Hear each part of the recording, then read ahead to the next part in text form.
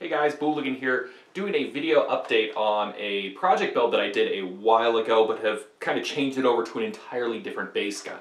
Some of you guys may remember my M436, the M4 that had a G36C front end on it. Well, I'm in the process of gathering up parts for a custom build using a Tippmann M4, one of the actual production models. You guys may recall I did a video on the early Tippmann, like prototype number 3, and that thing unfortunately had to go back to them when it was done. But we're working on doing a custom build kind of along those same lines. So I had most of the parts needed to do something similar to it, so I threw together a very quick example of it on an AEG just to see how the layout is, see how things would fit. And I accidentally created, in my opinion, one of the coolest, best looking guns that I've ever put together.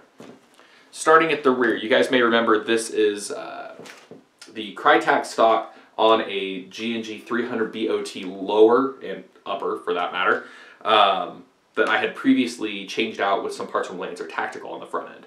So I had a spare G&G upper, so I put this thing together.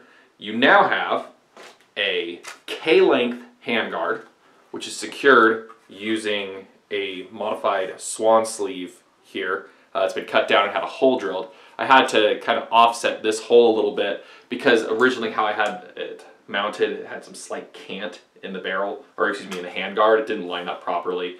So we went ahead and fixed that the easiest way possible by actually modifying the handguard a little bit. Quick and easy, and it is on there very, very solid.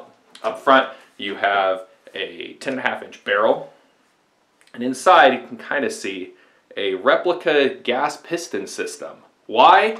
I don't know, it looks cool. Adds a little bit of realism to it. Up top, allowing you to aim this thing, are the sights off the ASG TAC-6. Now, how this thing works out is just like a normal kind of CQB-oriented carbine. These sights are very low. That helps you kind of get your face in there, and you have a pretty decent sight picture. You can easily add whatever optics or other accessories you want. These are just, you know, standard bolt-on parts. But this is something that you could do relatively inexpensively. The trickiest thing that you are going to run into is finding this top rail.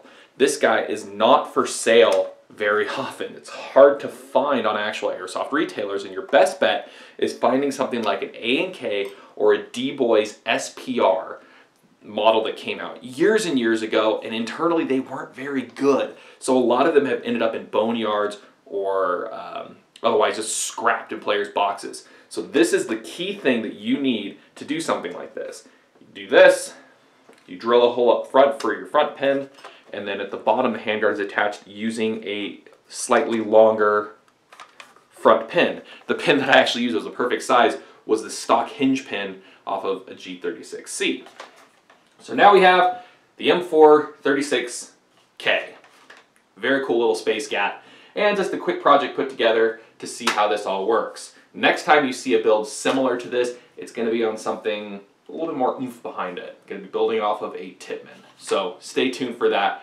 As always, thanks for watching.